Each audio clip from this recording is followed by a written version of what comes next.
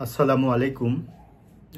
আপনারা যারা আগামী দিনের ক্যাডার অফিসার, সম্মানিত ক্যাডার অফিসার এবং বিসিএস ভাইবার জন্য যারা প্রস্তুতি নিচ্ছেন বিসিএস ক্যাডার অফিসার হওয়ার জন্য, তাদেরকে আমি আজকে খুব গুরুত্বপূর্ণ কিছু কথা শেয়ার করব আজকের ভিডিওতে।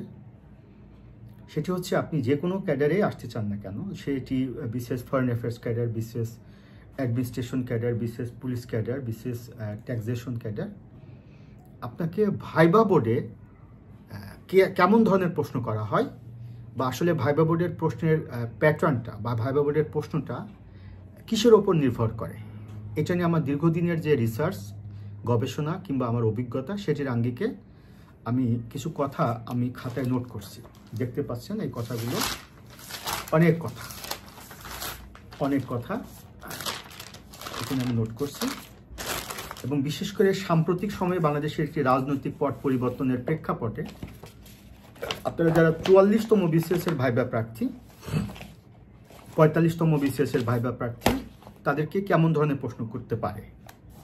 আচ্ছা, একটু আমি আপনাদেরকে বলি।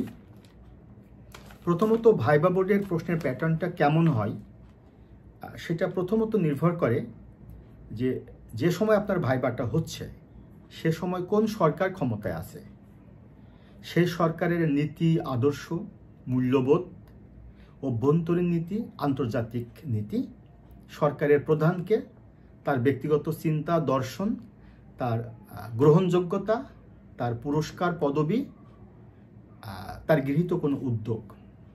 একই সাথে যে সরকার ক্ষমতা আছে সেই সরকার আন্তর্জাতিক সম্প্রদায়ের সাথে, বিশ্বের বিভিন্ন দেশের সাথে কেমন সম্পর্ক রাখছে, কার সাথে সম্পর্ক রাখছে, সেই সরকার ভবিষ্যতে দেশের জনগণের জন্য কোন কোন উদ্যোগগুলো গ্রহণ করছে, কোন কোন পলিসিগুলো গ্রহণ করছে, সেগুলো কিন্তু ভাইবা বোর্ডের প্রশ্নের প্যাটার্নের ক্ষেত্রে গুরুত্ব পায়।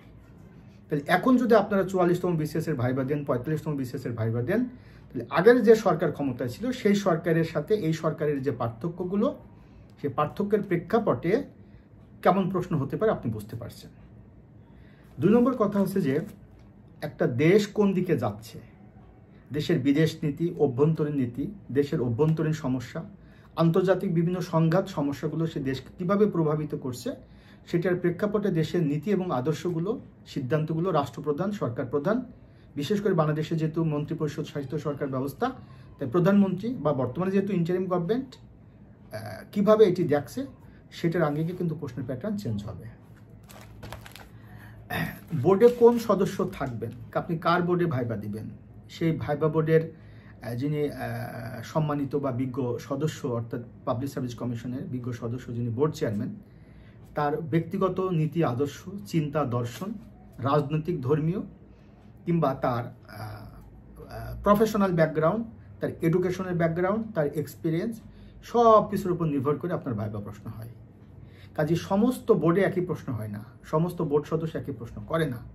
যেহেতু নতুন কমিশন এসেছে, নতুন কমিশনের বিজ্ঞ সদস্যদের ব্যাকগ্রাউন্ড ভিন্ন রকম, কাজে বুঝতে পারছেন আপনারা আগের যে প্রস্তুতিটা নিয়েছেন 44তম বিসিএস এর ভাইবার আগে, এখন নতুন করে ভাইবাতে প্রস্তুতি চেঞ্জ হবে। এবং এটির আঙ্গিকে কিন্তু আমি আপনাদেরকে অনেকগুলো ভিডিও আপলোড করেছি, সাজেশন দিচ্ছি। দেখেন, একটা ফাইল করেছি আমি, যে পরিবর্তনশীল বাংলাদেশের রাজনৈতিক বিশ্ব ব্যবস্থার সাথে আপনাদের ভাইবার প্রশ্নের প্যাটার্নটা কেমন হতে পারে। আমি যেহেতু একজন প্রফেশনাল শিক্ষক, আমি সবসময় আপডেট থাকতে হয়, আমাকে দায়িত্বশীল হতে হয়।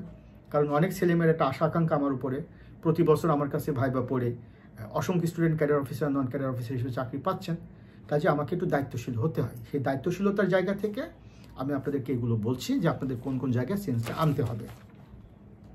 পরিবর্তনশীল বিশ্ব ব্যবস্থা, সেটি আমেরিকার মতো একটি রাষ্ট্র, রাশিয়ার মতো একটি রাষ্ট্র যারা সুপার পাওয়ার, চীনের মতো একটি রাষ্ট্র সুপার পাওয়ার বা গ্লোবাল পাওয়ার, বিভিন্ন ক্রাইসিসগুলো, মিডল ইস্ট ক্রাইসিস সহ রাশিয়া ইউক্রেন ক্রাইসিস, এই ক্রাইসিসগুলোর বর্তমান রূপটা কেমন, আর আগের সময় যখন ভাইবা হয়েছে সেই সময় কেমন ছিল। যেহেতু চেঞ্জ এসেছে, তাহলে এবার যে আপকামিং ভাইবাটা হতে যাচ্ছে সেই ভাইবাতে চেঞ্জ হবে। তার মানে পরিবর্তনশীল বিশ্ব ব্যবস্থা কিন্তু বিসিএস এর ভাইবা বোর্ডের প্রশ্নের উপর একটা পরিবর্তন আসে। বর্তমান বিশ্বের গুরুত্বপূর্ণ সংকট এবং সমস্যাগুলো কোনগুলো, যেগুলো বাংলাদেশের সাথে সম্পর্কযুক্ত, এগুলো ভাইবা বোর্ডের প্রশ্নের প্যাটার্নে এটা গুরুত্ব পায়। বৈশ্বিক, আঞ্চলিক, ভূ রাজনৈতিক যে সংকটগুলো আছে সেই সংকটগুলো বিশ্ব রাজনীতিতে কি প্রভাব ফেলছে, বাংলাদেশের রাজনীতিতে কি প্রভাব ফেলছে, ভবিষ্যতে কি প্রভাব ফেলতে পারে, বৈশ্বিক শক্তিগুলোর মধ্যে ভূ রাজনৈতিক দ্বন্দ্ব বাংলাদেশের উপরে কি বিরূপ প্রভাব ফেলবে, সেটা কিন্তু ভাইবা বোর্ডের প্রশ্ন আকারে আসতে পারে।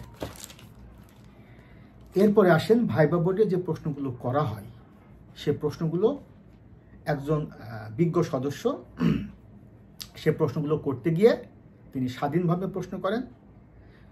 ধর্মীয় এবং রাজনৈতিক স্পর্শকাতর বিষয়গুলো সম্পর্কে তারা প্রশ্ন করেন না সচরাচর। কাজেই আপনারা নতুন যে ভাইবা বোর্ডে ভাইবা দিবেন, এবারের 44তম BCS এর জন্য নতুন যে কমিশন এসেছে তারা নিশ্চয় 5 বছর দায়িত্ব পালন করবেন কিংবা 65 ইয়ার্স দায়িত্ব পালন করবেন অ্যাকর্ডিং টু কনস্টিটিউশন।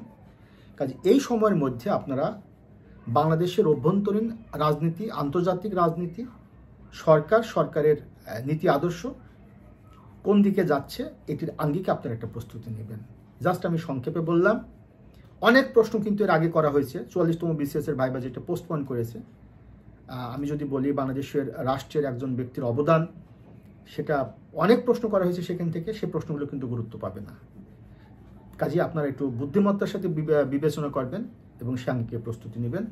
আমার ভাইবার স্টুডেন্ট যারা আছে তাদেরকেও আমি এভাবে পড়তে বলছি, আপনাদেরকেও আমি পড়তে বলছি। এগুলো আপনারা প্রস্তুতি নেন, ভালো করে পড়াশোনা করেন এই রিলেটেড বিষয়গুলো। আশা করছি আপনাদের